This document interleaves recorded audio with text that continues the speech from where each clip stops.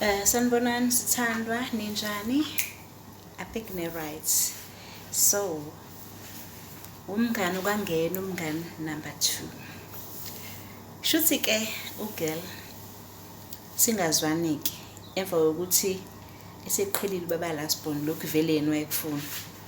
Kusho ukuthi ugirl mhlawumbe yena wayengekho happy kupartner wakhe. Mina wayebona ukuthi hayi zimtorolo between mina nobaba lasibona kwakuhamba kahle. Kuhambe bahlukane no-boyfriend wakhe umngani kababa lasibona. Waye umuntu wesifazane wayengayiphethi kahle. So i-boyfriend yakhe yafound out ukuthi ubejola kamakhelwane elala kamakhelwane khona eroundini. So indoda yakhe yangaba nalo uxolo yamkhipha out. So imimkhipha out kanti yena bedlala nalo guy bebentshontshana naye. Yena uthanda lo. Okay.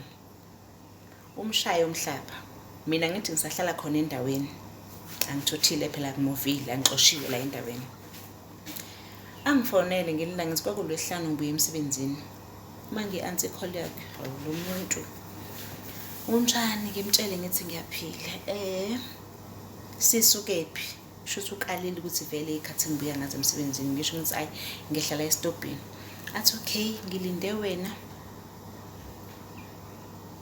Ngila eduze sesitopini ngikulindile ngithi okay. Nginganaki nje futhi kanti ugirl uza nomgodla womthwalo. Uzohlala endlini yami. Lapho umuntu akangi-updateile. Shuthi uyitshese sisengabangani angazi ke phela ukuthi ungafika ungixove ungone. Bese uwazi ukuthi ngoba uyangazi ukuthi ngilungile bese uwazi ukuthi uma usufuna ukungena nje uzongena ngokuthi uzohlala endlini yami cha. Hayi. Mina ngilomuntu ongakwazi ukuphoqa umuntu. Hayi sihambe no-girl. Fike endlini ayi uphethe ikhwama ugirl. Uma ngibheka kusho ukuthi phela uyabona ukuthi njoba uGaye emkhikhe out umehlalela kude noGaye ngeke akwazi kumbona. Kanti uma ezohlala endlini yami maningi amathuba ukuthi babuyelane phela noGaye wakhe lo. Yabo.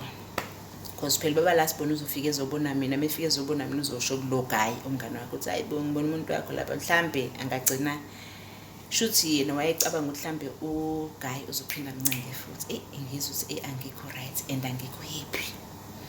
Silale endlini yami embedeni wami. Lapho ngikusaba nokuphoqa umuntu. Ngathula yabo le angeke ngize ngimele ngithi ngisemsebenzini nge-lunch time ngithathe ifoni ngim-WhatsApp ngithi hayi girl. Yabona nje akwenziwa kanje. Awuvele uthi kumuntu ula uyendlini yakhe cha. Yabona nje mina nawe i-friendship yami nawe kade yaphela. Uyayibona so angeke ngikwazi ukuhlala nomuntu onjenga nawe. Ngicela bandla uthathe izimpahla zakho ungihambele. Ukhiye wami ushiye endaweni ethile. Ungihambele ngifuna ukufika nje ntambama ungekho endlini. Nangampela ngafica engekho kele ihambile.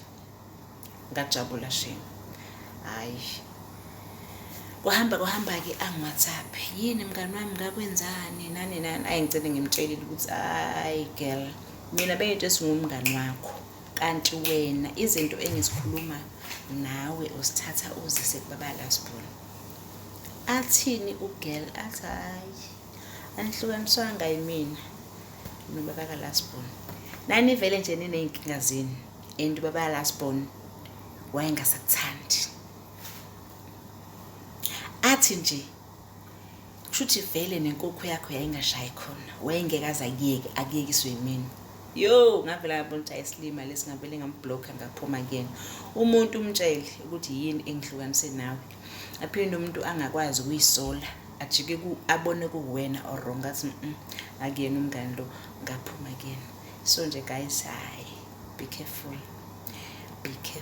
Khona abangani aba-wrong ezimpilweni zethu. Ngiyacela sithandwa zami ni-like, ni-subscribe, ni-comment.